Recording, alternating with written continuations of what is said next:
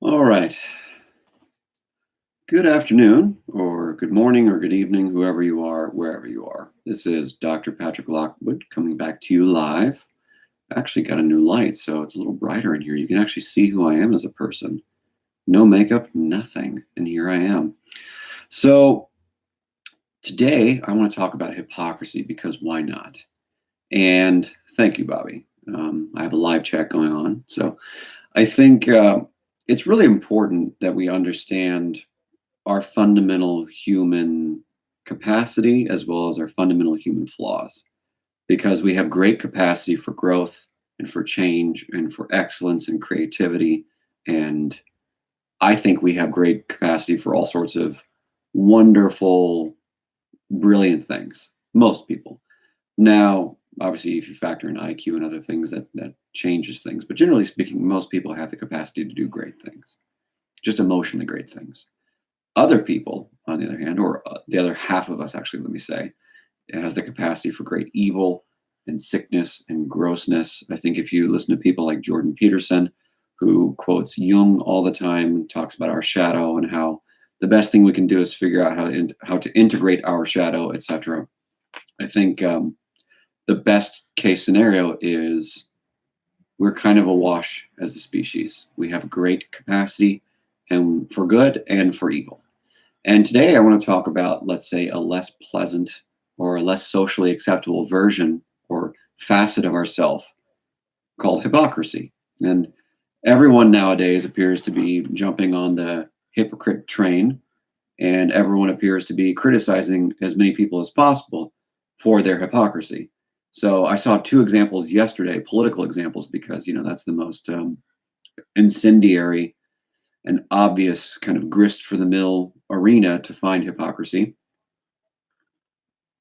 I saw this video. One of my friends, my quote unquote manager friends, showed me a video of someone criticizing Kamala Harris for basically pandering to African Americans in order to get their vote, kind of like Hillary Clinton did.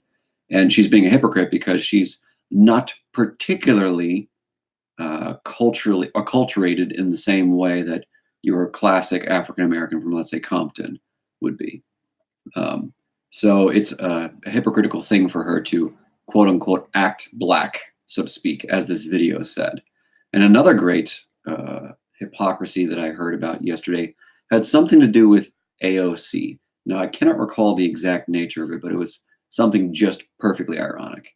And something about like the fact that she on Twitter was challenged for driving a gas guzzler or something of that nature.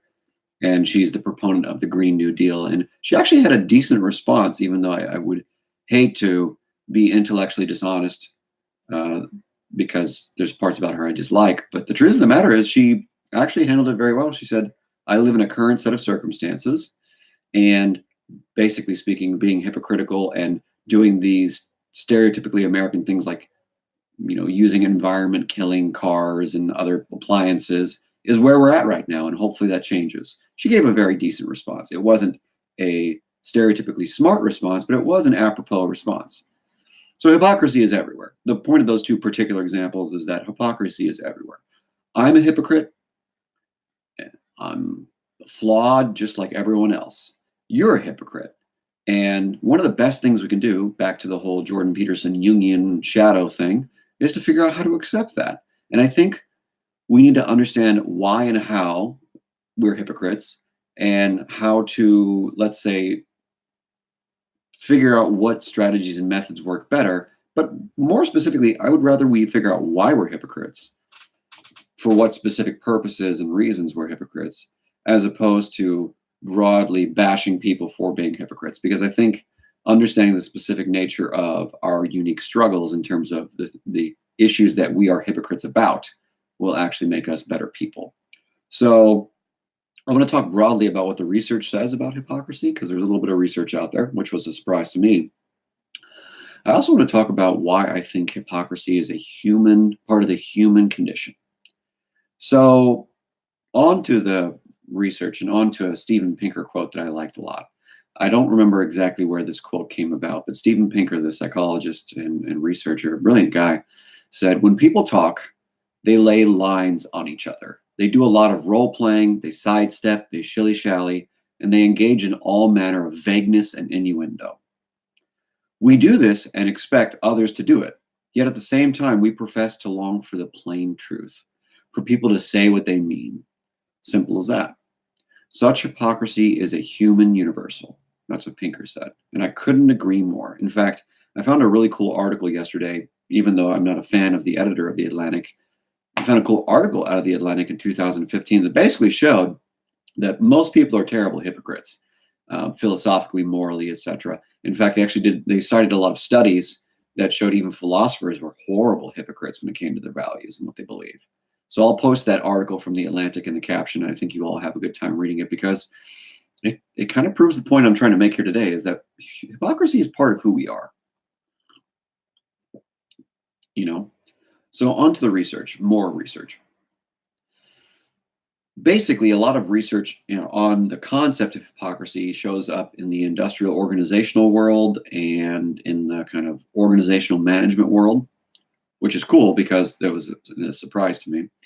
And what a lot of the research shows is that when leaders of companies show and give evidence for their ability to engage in reciprocity and respect across peers and equals, that actually affects the way subordinates will judge them as hypocritical or not. Because basically speaking, if we see that, leaders in businesses like CEOs, etc., preach a big game, talk a big game about, let's say, being ethical or socially responsible, like Gillette. Let's just say Gillette is the easy example, since they went off the wheels with this whole toxic masculinity crap. If the CEO of Gillette were to say, being loving and kind and blah, blah, blah, and accepting of women and non-stereotypically masculine towards women would actually be good for people. And then you hear that guy talking down to, or whoever the CEO is, I don't care, I don't know. But if you hear that CEO from Gillette, who's all about anti-toxic masculinity, all of a sudden talking in a sexist way to women, subordinates or equals, all of a sudden you're going to call into the question how, honest they're being in their business practices. Is this just them riding a wave, a trend, etc.? So the research shows that if subordinates see people as bosses in particular as engaging in reciprocity and respect, then they actually do better. They actually are less likely to be rated as they are less likely to be rated as hypocrites. So reciprocity and respect is important if you are a leader of a business or even a small business. You need to kind of walk the talk. So there's that. Let's see, what else? Another interesting study I read from 2016 showed that if you're part of an in-group and you see someone else in your in-group acting like a hypocrite, let's say your easy example being, a religious person, let's say you're a Catholic, and, back in the day, condoms were a terrible thing for Catholicism and all that good stuff. Let's say you were talking to one of your friends at Mass, and they're saying they use condoms with their wife. And you see them being hypocrites, basically, because that's against the rules, against their morals.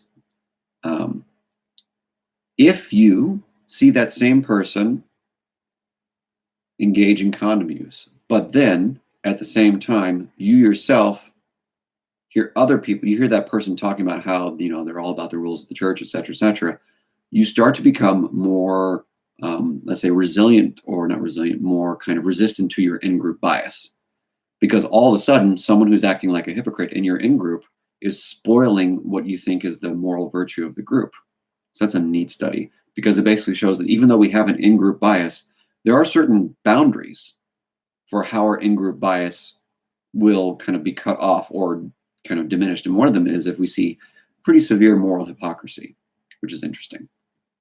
Some people will double down, but the vast majority of people will not. Another interesting study, or a couple of studies I found, corporations that are viewed as socially responsible, like Gillette, back to the Gillette thing. They're socially responsible because they're all about preventing toxic masculinity from taking over the world or what have you. And if Gillette were somehow found out to be, embezzling money, or like a CEO was embezzling money in Gillette, But because they were socially responsible with regard to toxic masculinity, people would find it easier to forgive and tolerate their hypocrisy. That's what the research shows. So, one of the reasons why the whole virtue signaling world is just taking off is because it's allowing us to have a free pass for the other hypocritical and shady things that we're doing, especially at the level of business and government. However, that's all over the world, all people, every level of society. So the research is really cool. It actually shows that if we're being socially responsible in one way, where it looks like we're morally good people, but in a different category, we're being hypocrites, essentially. What ends up happening is we tend to see that group of people, that leader, etc., those corporations, as less hypocritical, which is fascinating. And there's actually one article I read by Graham and colleagues in 2015, and they actually drew some concerns about whether or not we should make people or encourage people to clear up their internal hypocrisy, their cognitive dissonance about their morals that mismatches their behavior. I'll post that article in the caption so you can read it. It was fascinating. I did not think that I would agree with it. Some of the points made sense, though. Another interesting study I found showed that, basically speaking, if you're a member of a business or an organization, let's say you're a member of, again, Gillette. Let's say you're on the board of Gillette, or you're an employee at Gillette, and you are some kind of misogynist, some kind of bad guy, right? Because that's the easy example, blame the bad man. If you're a bad guy and you're just a misogynist, let's say you're some kind of crazy, old-fashioned, like 1970s Richard Nixon type conservative who's just bigoted towards everyone. Let's just say that you're that kind of person and you work at Gillette. All of a sudden, because you're not holding to the company's moral standard of being anti-toxic masculinity, you're considered a hypocrite, which is fascinating. That's how we work. So there's a lot of organizational psychology research that talks about how and why people are perceived as hypocrites. And I bet all the money in the world they'll ever make that these findings from the industrial organizational psychology literature, etc., would perfectly pan out, and I think in a game theoretical way, if you're to look at animal behavior and you take the concepts and the models and you apply them to other social groups, other big groups. So just some ideas, some thoughts for future research for people.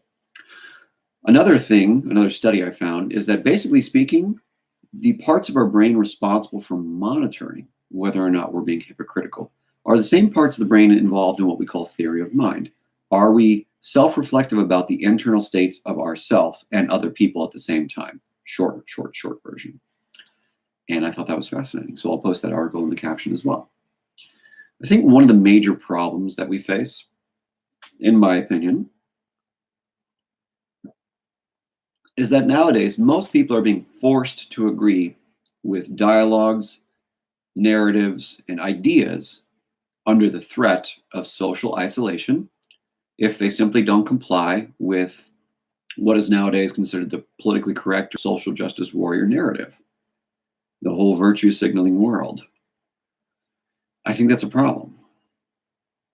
And as Malcolm X said, look at me quoting Malcolm X, as Malcolm X said, if a white man puts his arm around me voluntarily, that's brotherhood. But if you hold a gun on him and make him embrace me and pretend to be friendly or brotherly toward me, then that's not brotherhood, that's hypocrisy. Fascinating quote, simply because it points out the modern problem we have, which is under threat of violence from Antifa or from other kind of, let's say, social shaming, etc. If you have an opinion, an idea, or a narrative that is counter to the prevailing narrative, you will be forced, especially in my life in academia, if I say anything that is counter to the more liberal narrative, I might get in trouble. In fact, I might be socially shamed or shunned or even punished if I do something like challenge the concept of a microaggression. I need to be forced to be tolerant. And Malcolm X, in his quote, basically is saying you cannot force people to be tolerant because that makes them hypocrites.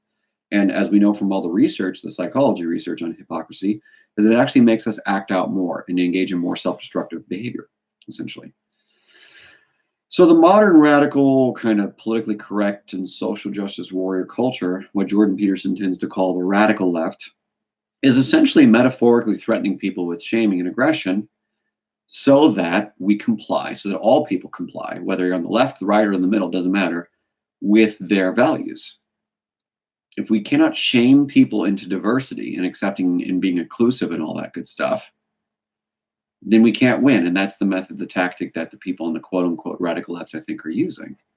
And I think the best example or the best way to rebut that is like, look how famously it's working. Essentially, the more the quote unquote radical left shames and forces and fights people into their narrative, the more they push people to be hypocritical on both sides. And the more like they destroy each other from the inside out, you know? The truth of the matter is about all humans is that we need to come to our own conclusions about an idea, a topic, or a behavior. This is the whole point of Miller and Rolnick's motivational interviewing.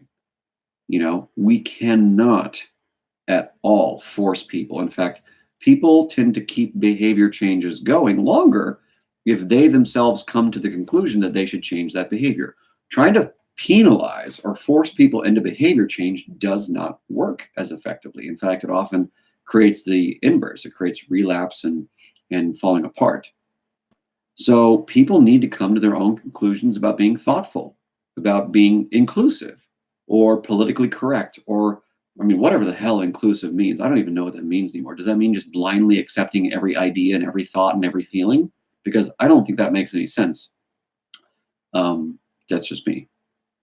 I think we need to understand personally as individuals, back to individual responsibility, we need to understand how our behavior might or might not be shaming or judging or toxic or what have you.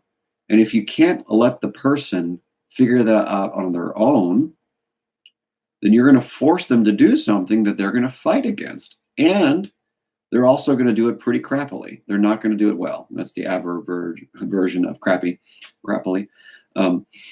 They're just not going to do a good job of implementing your new rules and your new society and your new beliefs because they actually don't agree. You know, and as Jordan Peterson points out, there's a temperamental component to conservatism and liberalism and all that good stuff. So you're kind of telling people to not be who they are to a degree. Now, that's not to say that we shouldn't, you know, try to help people be less racist, less sexist, misogynistic, aggressive, etc. There is a utility to helping people grow and evolve and change. Helping is not the same thing as shaming people into doing better, judging people into doing better. Those are not the same thing at all. Like last week when I called AOC stupid in my last chat, that is not my attempt to help her. That is simply my attempt to express frustration about how bad she's probably hurting the country, would be my guess, if I were to reflect on my own experience. So we need to be more thoughtful about how and why we try and force people to change their point of view. Forcing never works. Never works. It always produces friction, unnecessary friction. It's my opinion. I also found a great John Quincy Adams quote, which I thought was great. Back to politics. So John Quincy Adams said, if this is correct, is not the brand of double dealer, which is like hypocrite, stamped on the forehead of every democratic slaveholder? Are not fraud and hypocrisy the religion of the man who calls himself a Democrat and holds his fellow man in bondage? John Quincy Adams. Never heard that quote. Makes sense. Just back to racism and all that good stuff. So I've talked a little bit about why forcing people to not be hypocrites is bad. I've talked about why forcing people to change doesn't work. I've talked about what the research basically shows, you know, will tip us off that someone's being hypocritical and how our kind of brain works from the perspective of groupthink. Now, why are we hypocrites? Why do we have this unending capacity to say one thing and do another? Why? So I think there are three reasons why all humans, no matter where you're born, what you look like, what you sound like, what religion you practice, are hypocrites. There's an evolutionary reason, there's a neuroscientific or brain design reason, and then I think there's a socio-cultural reason. So the evolutionary reason is, for me, pretty straightforward. And let me see if I can do this slowly and thoughtfully. So from my perspective, my limited understanding of things like game theory and other kind of group level dynamics that you hear and read about in the evolutionary psych and anthropology literature, what I can tell is we need to be hypocrites because in order to survive for the tens of thousands of years that we've been around in this kind of more current brain society instantiation, in order to survive and progress, we had to develop, complex social behaviors and beliefs. And this social complexity meant having competing values, morals, and behaviors across a variety of kind of game theoretical circumstances. So essentially, we had to evolve hypocrisy so that we could, let's say, act differently across different circumstances to pick essentially the best moves despite our, let's say, inborn ethics and socially derived morals across a series of games. So if we keep the same strategy across every evolutionary circumstance, we might lose the game and die. So if we can develop the capacity to be hypocritical, as in, have morals on the one hand and instincts on the one hand, but then act contrary to them on the other hand, in an immoral way, whatever that means, I think that allows us to survive better because we are so complex as a society. Intergroup, intertribal communication, etc., means that we are faced with circumstances that we cannot readily answer with one set of programs or rules or values. That would be my first thought, is that there's an evolutionary kind of complexity, game theory complexity argument. The second reason why I think, we've evolved to be hypocritical is because of what, Robert Wright, the psychologist from Penn, I believe, discussed in his book, Why Buddhism is True. And he talks about what's called the modular mind theory put forth by Henrik and Griskevicius. I don't know if I said that right, and I apologize to them. But these two brilliant authors who basically studied the mind and consciousness and found that, or theorized that there are about 7 different modules, instinctual, evolutionarily created modules that work in the background while our consciousness is doing its thing. There's these modules that work in the background that really are pushing and pulling us and causing us to act and say and do things. And Robert Wright talks about in his book how our consciousness is really a good PR company, in the sense that maybe 20%, maybe 30% of what we do, say, think, etc., is motivated by our consciousness. And our consciousness tells us a good story about these instinctual modules, these hedonistic, impulsive ways of functioning, in kind of like in Kahneman's, Daniel Kahneman's way of looking at it, these set pathways that push us and pull us so that we survive and we make the best choices. So because we don't have a lot of conscious access to our modular mind, I guess you could say, the instinctual modules that run us and drive us, we actually have limited ability to, let's say, be fully morally upright and engage in behavior that makes moral sense, because we only have access to so much of what we can think and how we can motivate ourselves.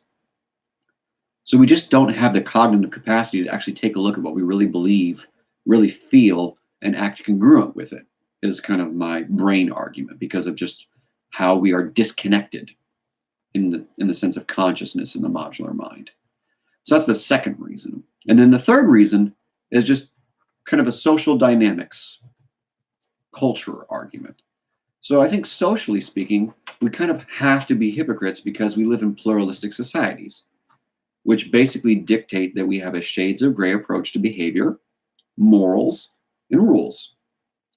So the US is a perfect example of a classic pluralistic society. And the easiest one is murder or death. And I want you to just listen as unbiased as you can right now to the best of your ability, because I'm about to say something that sounds terrible. However, it's not terrible. It's just a theoretical example. So in the US, we have laws about murder. We have different degrees of murder in terms of criminality and charges. And we have laws about all shapes and forms of killing. However, how do you and how do I as an individual reconcile the difference or the cognitive dissonance around abortion being some kind of murder versus homicide versus manslaughter, which is legally different than homicide, so to speak, versus like killing a spider over in the corner that scares me or whatever? How do you reconcile, or how do you, let's say, deal with the difference between the four things? Because killing an infant child, whether you believe abortion is good or bad or legally does, I'm not making a pro-life, pro-choice debate. It's just there's a baby that dies. There's an infant, a fetus that dies, a living thing that dies, right? So what is the difference between abortion, homicide, manslaughter, or killing a spider? And why are there differences? Because legally speaking, we have all sorts of interesting rationalizations between to explain the difference between abortion, homicide, manslaughter, and killing a spider. There's no law against killing a spider, right? To the best of my knowledge, I'm not a lawyer or anything like that. I just believe that there's no law against killing a spider here in the United States, unless it's like some rare whatever. However, there are laws against killing human beings. In fact, I think there are also laws against killing dogs now, so that might be changing a little bit. However, there's no laws basically that say it's perfectly okay to kill human beings, except for in the case of, I guess, self-defense. And if you're in what's called a stand your ground state, you can kill people in that regard if you're threatened, etc. Now, I'm not going to get into the various legal specifics because that's not my cup of tea. I don't do that. I'm not going to speak out of my ass on things I don't understand. I know that there's a difference. So how do you, as a human, as a unique individual, reconcile or deal with the difference between abortion, homicide, manslaughter, and killing a spider? Why do you draw certain lines around certain ideas conceptually? Because basically speaking, all four things that I listed are murder. Now, what kind of murder are they? Are they intentional murder? Are they reaction? Is it reactionary, like homicide and or manslaughter? I think it's manslaughter if it's like a reaction or you're drunk or whatever. That can be reactionary or impulsive murder, just like it's impulsive to kill a spider because it scares you, right? So there's impulsive murder, and then there's either compulsive or just, tactical predatory aggression is what they call it in the literature, right? So should we draw lines around murder or the killing of creatures based upon if it's intentional versus unintentional, if it's, let's say, impulsive versus planned, predatory? Where do you draw the line and why? Or do you have a more religious orientation towards the killing of creatures? Are you a Jain, right? Because in Jainism, you're supposed to basically kill nothing, and everything that you kill, you should feel horrible about. So you're not supposed to kill animals, spiders, bugs, bacteria if you can avoid it, and you probably shouldn't take a bath because you're killing bacteria, etc. Right? So if you're a Jain, Jain, then what happens is you're killing things all the time, and you should feel horrible all the time because ahimsa is the whole thing there. However, if you're a Christian, there are some good reasons to murder. In fact, in the Old Testament and in the New Testament, it's still okay to kill your daughter for having sex before she's married. It's still okay to kill your kids for being disobedient. So you can murder if you're a Christian, and God says so. If you're a Jain, not so much. If you're a Buddhist, not so much. If you're an atheist, it depends, right? So where do you draw the line and why? And at some point, you'll probably find yourself going, well, I probably would kill this person in this case, but not this case, which probably makes you a hypocrite, because most of us probably have, let's say, not a pacifistic desire, but a desire to not hurt people. Generally speaking, most of us probably don't want to hurt anyone. We might get angry from time to time. We might have rage. We might be grossed out by Donald Trump or Hillary Clinton or whatever. But there's actually no desire to murder anyone for the most part, to kill anyone, to end their life. Because generally speaking, we want to have a degree of harmony over conflict, right? So most of us probably would prefer not to murder anyone if need be. However, given the circumstance of our life being threatened or someone we love being threatened, we might engage in murder, right? So I think for me, we have to make an individualistic decision about when and where we're going to be hypocrites on the concept of murder, even though instinctually we probably don't want to kill anyone if we can avoid it, because in a quote unquote civilized society, there's really no need for that, with the exception of war or self-defense. However, the laws are what they are.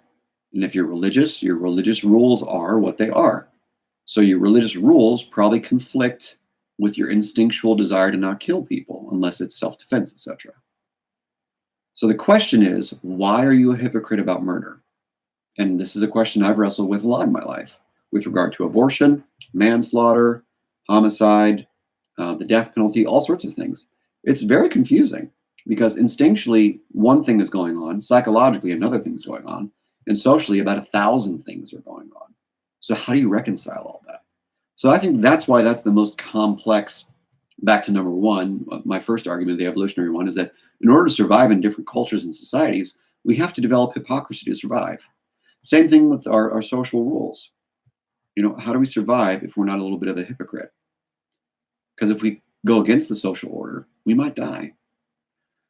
So I think those three reasons are the best reasons why we're hypocrites. So what do we do to become less of a hypocrite? Because it's impossible to be perfectly sane or perfectly moral. That is impossible. I think it is perfectly impossible. I think for the rest of my life, I will be a hypocrite. I think I could be meditating 5 hours a day and as calm as the Dalai Lama, and I still would be a hypocrite. I'm 100% certain of it, partially because of my instincts, partially because of how my brain was socialized and all sorts of stuff. I think I'll always be a hypocrite. And I think you will be too. Now, the question is, are there things that we can do to be less hypocritical? So for me, the first and simplest thing is, what are we doing to be self-reflective in the moment? Because our capacity for self-reflection is good enough on average that we can figure out what our morals are. No matter whether you believe in God or not, we can be self-reflective enough to go, am I acting in congruence with my morals? And the second thing I think I would recommend for anyone, this goes for myself, is, do I really believe in the values that I have? Did I just get these values kind of imbued in me, but when I was a kid by my parents and my culture? Or do I really agree with these values? This happens with politics all the time. The research is very straightforward. If you don't believe me, listen to Steven Pinker and Jonathan Haidt, all these brilliant people. We kind of stick with the political party that we were born into, is an easy example. But is that really who we are? Are we really conservative? Are we really liberal? Blah, blah, blah, blah, blah. Don't know. Can't tell. So you have to kind of take some time and really figure out what your ethics are, what your morals are. And I think once you take some time to seriously think about who you are as a person and what your ethics really are, and you focus on that, maybe it'll be easier to keep them in mind throughout the day. Just like I think that maybe we need to get our emotions in check. I think if we get our emotions in check, maybe if we deal with our fear a little bit better,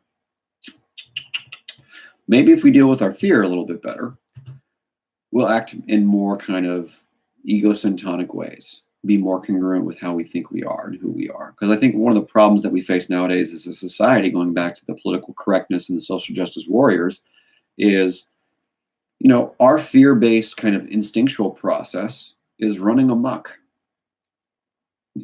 And socially, intellectually, cognitively, whatever, we are not as base as we are acting. Even though we have all the potential in the world to be very base creatures, I think the problem is, because of the technology and the circuit, all the things that I go through in my book, Get the Fear Problem, Amazon, Mascot Books, PatrickLockwoodHealing.com, wherever, get the book. Read about how your instincts are built. Because I think if you can understand your instincts, back to Robert Wright's modular mind, if you can understand that better, you can have a better relationship with it. So my goal in my book and in Robert Wright's book, through Why Buddhism is True, is just to help you have a better relationship with your supposed self. And I think if we have a more, let's say, self-aware relationship with ourselves, we can be slightly less hypocritical. That doesn't mean we will be perfect or even close to good. I think most of us would still be horrible creatures, even if we are meditating, because the human condition is suffering. What's the Steven Crowder thing? Change my mind. The human condition is suffering. Buddhism talks about that. Philosophy talks about that. Existentialists, etc. So if the human condition is suffering, we're more likely to be hypocrites because we're going to act out in incongruent ways to either try and reduce that suffering and stumble around, or to try and make the suffering worse because we're in pain. We're vengeful and resentful, as Jordan Peterson talks about. So I think it's impossible to be decent, good people on a regular basis just because of how society is working nowadays.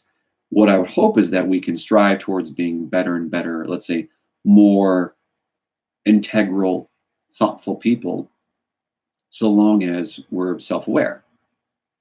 It's just difficult to do because we are in a very kind of inflammatory environment right now. And I think one of the best ways to, let's say, the best anti-inflammatory medicine for your mind, I feel 0% bad for shamelessly pitching this. The best anti-inflammatory medicine for your mind are things like meditation, expanding your consciousness, reading more books that change the way you see the world. These kinds of things are good for creating mental flexibility and for creating calluses, because you need calluses to withstand emotions. So anyways, lots of rambling, lots of fun talking about hypocrisy. I hope this makes sense. I hope it's useful in some way.